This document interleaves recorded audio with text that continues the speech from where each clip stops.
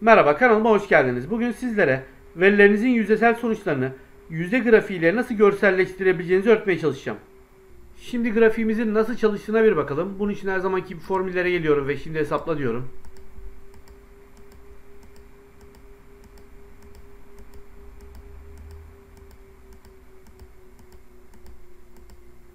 Ben burada şimdi hesaplaya bastıkça yüzdesel değer değişiyor. Buradaki yüzde işaretimizin slash'ı şuradaki değere göre artıyor veya azalıyor.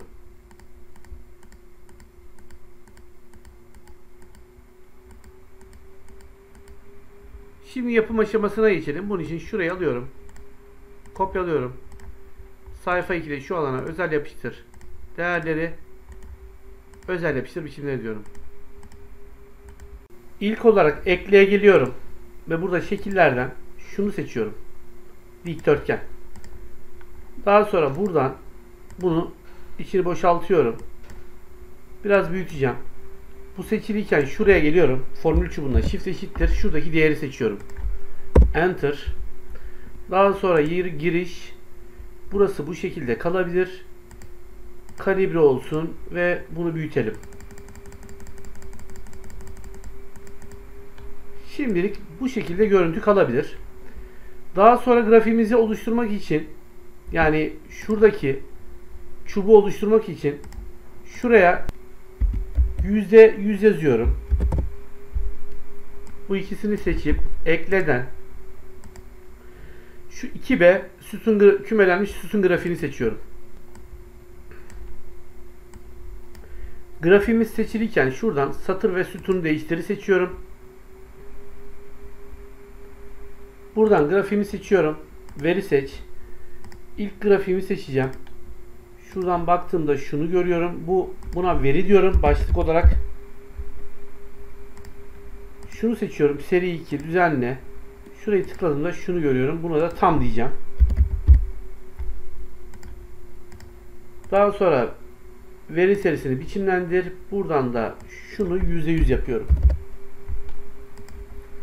Üst üste gelmesini sağlıyorum. Ancak bunu yine veri seç diyorum ve şunu yukarı alıyorum. Şunu görebilmek için. Şimdi şunu seçiyorum. Sağ klik. Ekseni biçimlendir. Şurayı 0. Şurayı da 1 olarak sabitliyorum. Daha sonra bunu kapatıyorum. Grafiğimi tekrar seçiyorum. Veri serisini biçimlendir. Burayı da şöyle sıfırlayacağım ki burayı tamamen kaplasın. Bunu da kapatıyorum. Şunları sileceğim artık. Grafik başlığını da sileyim. Şimdi bunun rengini ayarlayalım. Geçen sefer siyah yapmıştım. Bu sefer de şöyle yapalım. Düz dolgu olsun.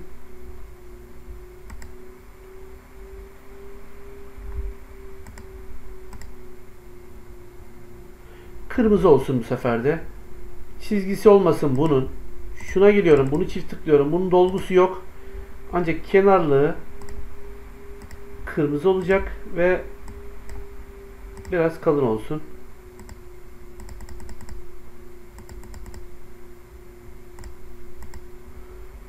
Bu şekilde 2,5 olsun.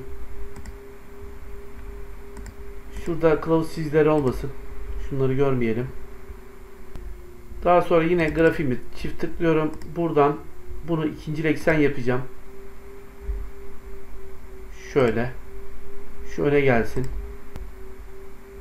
Daha sonra şurayı 35 yapacağım. Genişliğini ki biraz şöyle 35 çok fazla oldu. Şöyle yapalım. 25'e kadar çekelim. 25'te kalsın. Bu şekilde. Artık şunları silebilirim. Şurayı da. Şu grafiğimi de dolgusu olmasın. Ana hattı olmasın. Şu görünümden kılavuz çizgilerini kaldıralım. Burası da bu şekilde görünsün. Şunu kapatalım. Şunu biraz daha daraltalım şimdilik.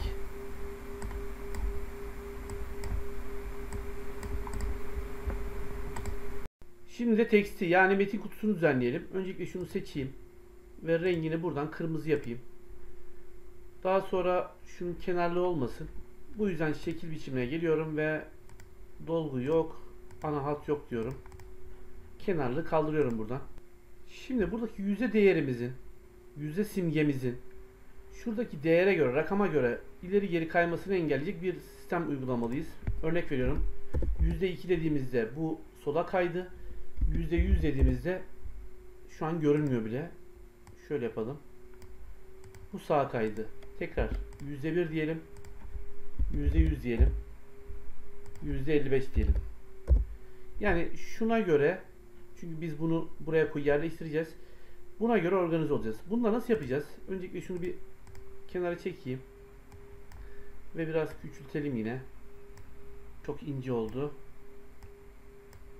Bu şekilde biraz daha şuradaki beyazlıkları görmek istiyorum çünkü. Hatta şunu şöyle yapalım. Bunu 35'e çekelim. Biraz daha iyi görünüyor. Şimdi kenara alıyorum bunu. Daha sonra bunu büyütüyorum. Tabi yazı karakteriyle birlikte büyütmem gerekiyor.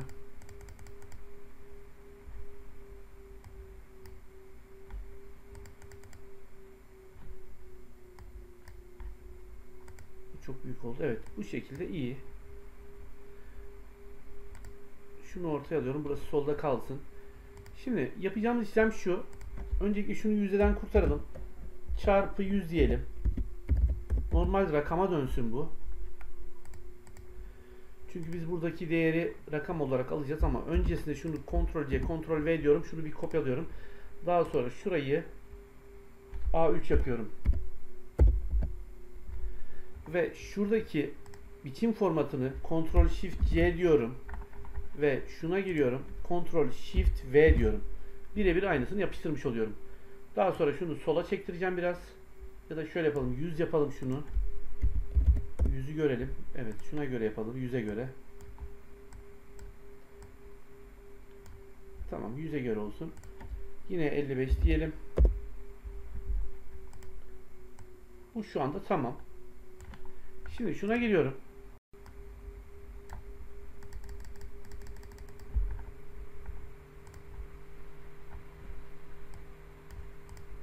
Bunda da şöyle bir işlem yapacağız. Bu artık A2'den değer almayacak. Sadece yüzdeyle işimiz var. O yüzden şunu siliyorum. Şöyle yüzdeyi de küçültecek şekilde şunu alıyorum. Yukarı çekiyorum.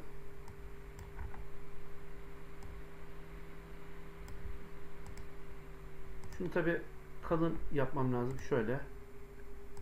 Burasıyla eş olması lazım. Şunun gibi. Bu neyse aynısı olması gerekiyor ki eşleşsin. Evet, şu anda istediğim oldu. Şöyle yapalım. %100 diyelim. Şunu biraz daha sağa çektirmem lazım. Şöyle. %1 diyelim. Evet, biraz uzak kalıyor. %55. Tamam, bu şekilde olsun. Şimdi yapacağımız işlem şunu alıp buraya getirmek olacak. O yüzden şuradaki çizgiye göre bunu biraz ayarlayalım, boyunu.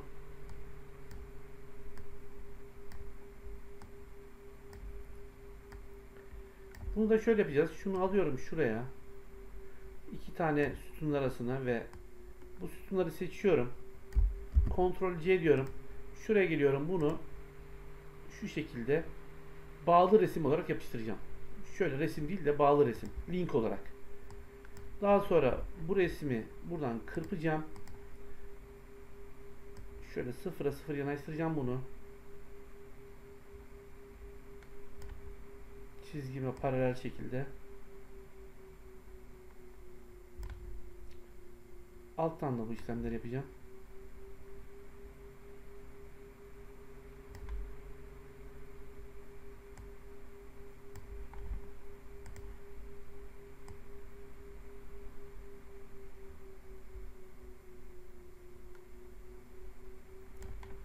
Buradan 40 diyeceğim.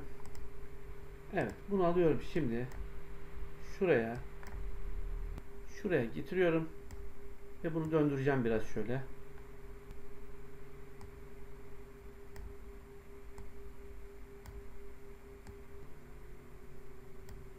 Altını büyüteceğim şu şekilde. Yalnız biz burada bir hata yaptık. Şöyle şu grafiğimizde dolgusunu beyaz olarak seçmeliydik. Şöyle yapalım. Buradan dolguyu beyaz yapalım. Arka plan görünmesin. Şu şekilde. Arka plan görünüyor yoksa. Şimdi bakalım.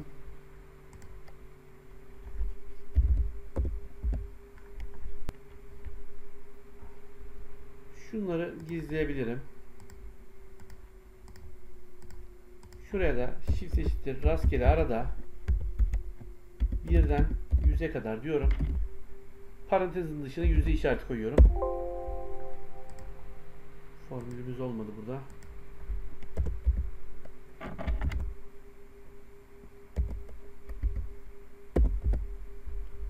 Formüller şimdi hesapla.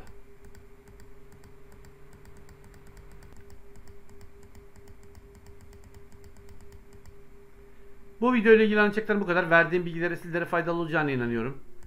Kanalıma abone olup bildirimleri açmanız halinde bundan sonrasında yayınlayacağım faydalı paylaşımlardan haberdar olabilirsiniz. Beni takip edip çalışmalarımı izlediğiniz için teşekkürler.